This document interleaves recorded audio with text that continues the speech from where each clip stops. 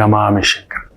ಒಂದಿದೆ ಈ ಯುಗಾದಿ ಹಬ್ಬಕ್ಕೆ ಮುಖ್ಯವಾಗಿ, ಅದೇನು, ಚೌತಿ ಚಂದ್ರನ ನೋಡಬೇಡ, ಬಿದಿಗೆ ಚಂದ್ರನ ನೋಡದೇ ಇರಬೇಡ ಅಂತ ನಮ್ಮ ಹಿರಿಯರು ಹೇಳ್ಕೊಟ್ಟಿದ್ದಾರೆ. ಒಂದು ಯುಗಾದಿ ಹಬ್ಬಕ್ಕೆ ನಾಳೆಯ ಸಂಜೆ ಬಿದಿಗೆ ಚಂದ್ರನ ದರ್ಶನ ಮಾಡಿಕೊಳ್ಳಿ.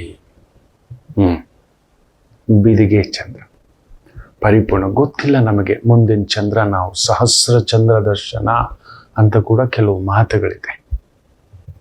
ಇರಲಿ, ನಮಗೆಷ್ಟು ಪ್ರಾಪ್ತಿಯೂ ಅಷ್ಟೇ.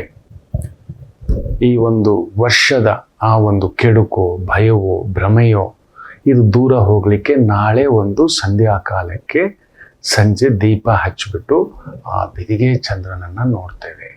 ಮುಖ್ಯವಾಗಿ ಮುತ್ತೈದೆಯರು ತಮ್ಮ ಮಾಂಗಲ್ಯ ಬಲ ಚೆನ್ನಾಗಿರ್ಬೇಕು, ಸದಾ ಆ ಮಾಂಗಲ್ಯಕಾರಕ ಕಟ್ಟಿದವನು ಸದಾ ಗಟ್ಟಿಮುಟ್ಟಾಗಿರ್ಬೇಕು, ಇಲ್ಲ ಬರೋನು ಗಟ್ಟಿಮುಟ್ಟಾಗಿರೋನು ಬರ್ಬೇಕು. ಗಟ್ಟಿ ಮುಟ್ಟು ಅಂತ ಹೇಳಿದ್ರೆ ಬುದ್ಧಿ, ಮಾತು, ಆಲೋಚನೆ ನನ್ನಂತ ಅರ್ಧ ಬೆಂದಿರೋನಲ್ಲ.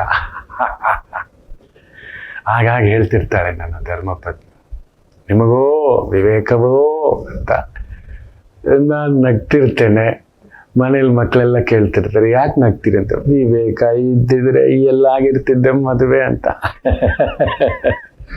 ಸರಿ, ಈಗಲಾದ್ರೂ ಬಂದಿದೀಯಾ ಅಂತ. ಬಂದ್ರೆ ಎಲ್ಲಿರ್ತೀನಿ ನಾನು, ಇನ್ನೂ ಬಂದಿಲ್ಲ, ಇನ್ನೂ ಮಾಗಿಲ್ಲ ಅಂತ ಅಷ್ಟೇ. ಇರ್ಲಿ.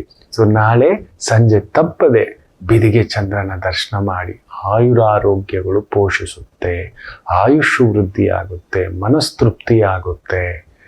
ಮನಸ್ಸು ತೃಪ್ತಿಯಾಗಿದ್ದರೆ ಅದೊಂದು ಆನಂದ. ಹೇಳಿದ್ರೆ ಈ ಪ್ರಪಂಚ ಕ್ರೂರಿ.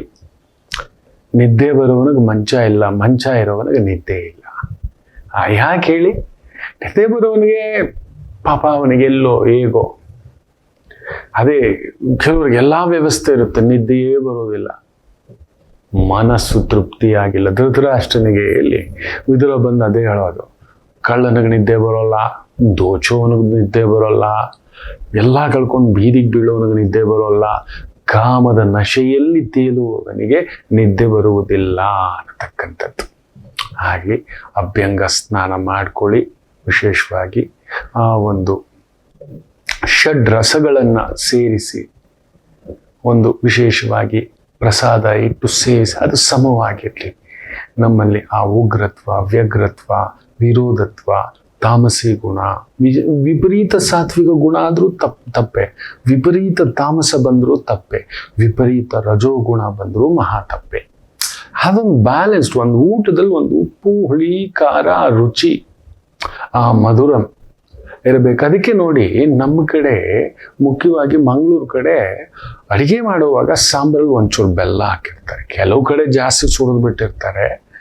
ಅದೊಂದು ಷಡ್ರಸಗಳನ್ನ ಬ್ಯಾಲೆನ್ಸ್ ಮಾಡಲಿಕ್ಕೆ ಉಪ್ಪು ಹಾಕಿದೀವಿ, ಹುಳಿ ಹಾಕಿದೀವಿ, ಖಾರ ಹಾಕಿದೀವಿ, ಒಗರಿಗೆ ಸಂಬಂಧಪಟ್ಟಂತ ಕಾಯಿ ತರಕಾರಿಗಳೆಲ್ಲ ಹಾಕಿದ್ದೇವೆ, ಹೌದಲ್ವಾ?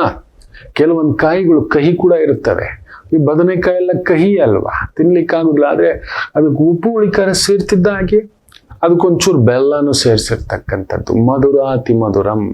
ಸೊ ನಮ್ಮ ಒಂದು ಈ ಭಾವಗಳು ಆ ತದ್ಭಾವವಾಗಿ ಬದಲಾಗಬೇಕು, ಭಗವಂತನನ್ನ ಅನುಸಂಧಾನ ತಗೋಬೇಕು ಅಂತ ಹೇಳ್ತಾ